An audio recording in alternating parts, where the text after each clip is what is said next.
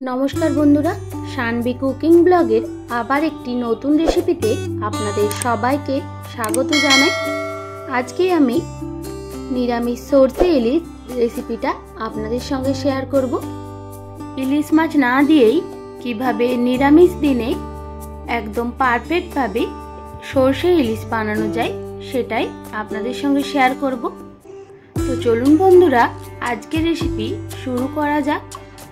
এখানে আমি 4টা বড় সাইজের পাঁপড় নিয়েছি, তবে আপনারা চাইলে বড় পাঁপড়ের জায়গায় ছোট পাঁপড়ও নিয়ে নিতে পারেন। এবার পাঁপড়গুলো ছোট টুকরো করে মিক্সিতে শুকনো গুঁড়িয়ে নিতে হবে।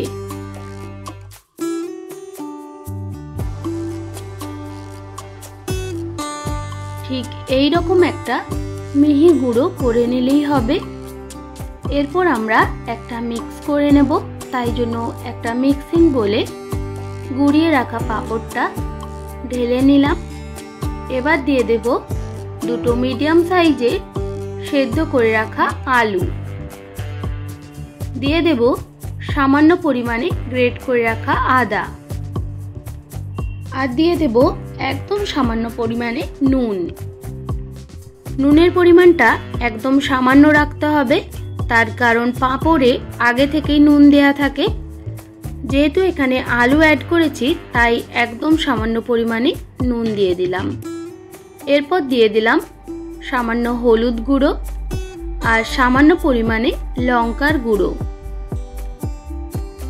আর দিয়ে দেব একদম সামান্য পরিমাণে গরম মশলার গুঁড়ো। এটা সম্পূর্ণ অপশনাল, তবে এটা দিলে টেস্টটা আরও ভালো আসে। এবার এই সমস্ত উপকরণগুলো হাত দিয়ে ভালোভাবে মিক্স করে নিতে হবে।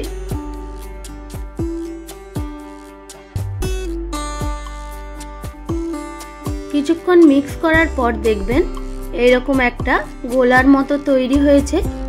এবার সামান্য পরিমাণে জল দিয়ে আবারও ভালোভাবে মিক্স করে একটা ডোয়ের মতো বানিয়ে নিতে হবে। একদম সামান্য পরিমাণে জল অ্যাড করতে হবে, জল যেন একদম বেশি না হয়ে যায়। ঠিক এই রকম একটা সফট ডোয়ের মতো বানিয়ে নিতে হবে।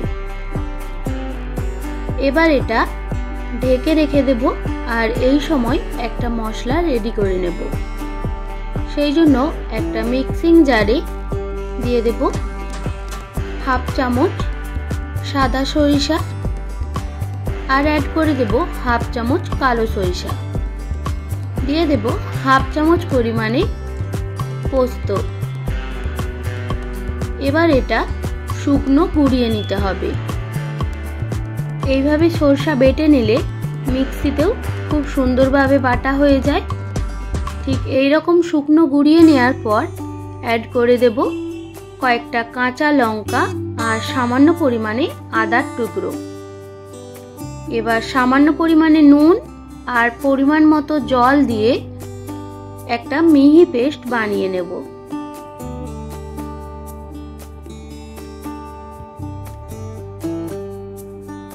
ঠিক এই রকম একটা মিহি পেস্ট বানিয়ে নিতে হবে।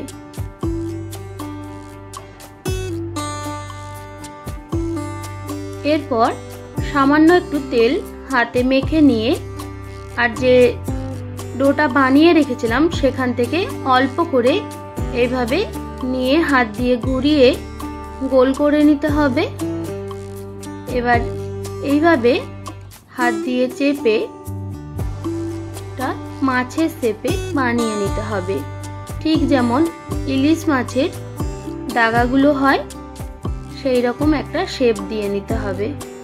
এবার মাঝখান থেকেও এইভাবে একটা ছুরি দিয়ে কেটে তুলে নিতে হবে, যাতে দেখতে একদম ইলিশ মাছের মতোই লাগে। তবে আপনারা চাইলে এটা হাত দিয়ে গোল করেও বানিয়ে নিতে পারেন। একইভাবে আমি আবারও একটা দেখিয়ে দিই। প্রথমে গোল করে নিয়ে হাত দিয়ে মাছের একটা দাগা শেপ করে নিতে হবে।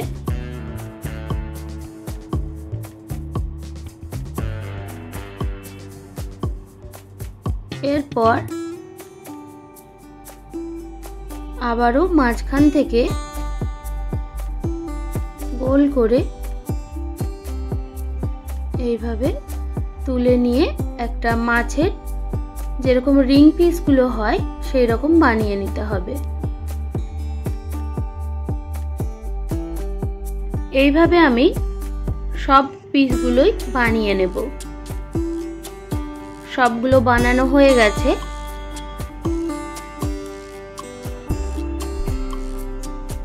দেখতে একদম মনে হচ্ছে না যেন মাছের পিস। এবার এগুলো ভেজে নিতে হবে। সেই জন্য ওভেনের ওপর একটা কড়াই বসিয়ে দিয়েছি। দিয়ে দিলাম পর্যাপ্ত পরিমাণে সরিষার তেল। এবার তেলটা ভালোভাবে গরম হয়ে যাওয়ার পর একে একে সবগুলো লাল করে ভেজে নিতে হবে। একসঙ্গে সবগুলো ভাজা যাবে না। 5 থেকে 6 পিস দিয়ে এইভাবে ভেজে নিলেই হবে। এবার উল্টে পাল্টে 3 থেকে 4 মিনিট সময় নিয়ে এগুলো ভেজে নেব।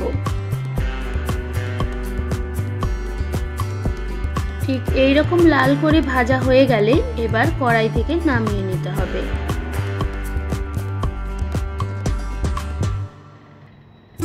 একইভাবে আমি বাকিগুলো ভেজে নেব।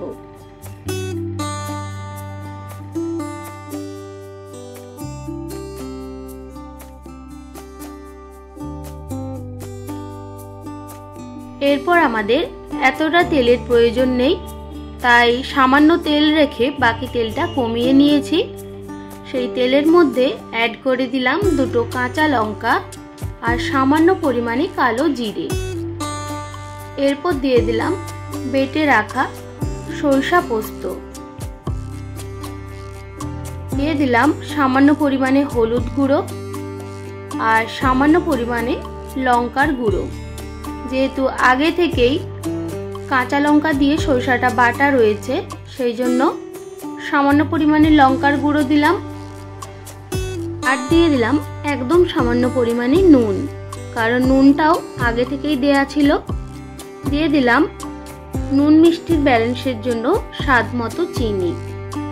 এবার এই সমস্ত উপকরণগুলো ভালোভাবে মিক্স করে 1 থেকে 2 মিনিট মতো লো ফ্লেমে মশলা কষিয়ে নিতে হবে। একদমই গ্যাসের ফ্লেমটা হাই রাখা যাবে না, তাহলে সরষা পুড়ে যেতে পারে কিংবা তেতো হয়ে যেতে পারে। সেই জন্য গ্যাসের ফ্লেমটা কমিয়ে একটু মশলাটা কষিয়ে নিতে হবে। 1 থেকে 2 মিনিট এইভাবে মশলা কষিয়ে নেওয়ার পর মশলার বাটি ধোয়া জলটাও অ্যাড করে দিলাম। আবারও খুব ভালোভাবে মশলার সঙ্গে মিক্স করে নিতে হবে। এরপর অ্যাড করে দেব পরিমাণ মতো জল। এবার জলটা ফুটে ওঠার জন্য ঢেকে রেখে দেব 2 থেকে 3 মিনিটের জন্য।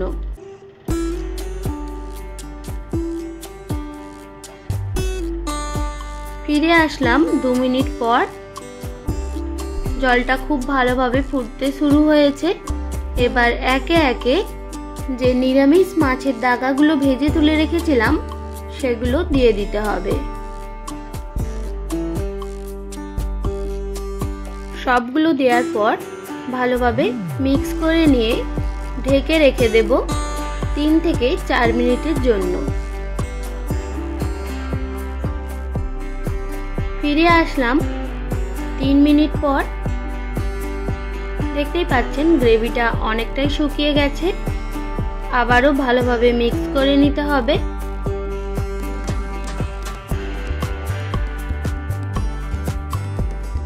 এইভাবে উল্টে পাল্টে ভালোভাবে মিক্স করে নেব।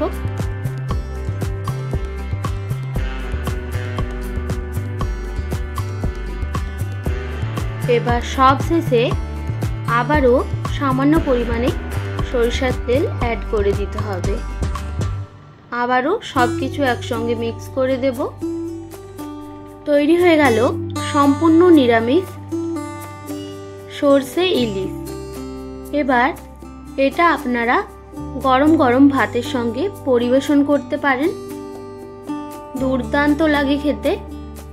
আশা করি আজকের রেসিপি আপনাদের ভালো লেগেছে। ভালো লেগে থাকলে একটি like, comment, share and subscribe করে পাশে থাকার অনুরোধ রইল। আর বেল আইকনটাও অবশ্যই প্রেস করে দেবেন, যাতে নিত্য নতুন রান্নার ভিডিওগুলি আপনাদের কাছে পৌঁছে যায়। আপনারা সবাই খুব ভালো থাকবেন, সুস্থ থাকবেন। আপনাদের মূল্যবান সময় এতক্ষণ আমার সঙ্গে থাকার জন্য সবাইকে অনেক ধন্যবাদ। দেখা হচ্ছে আবার নতুন কোনো রেসিপির সঙ্গে।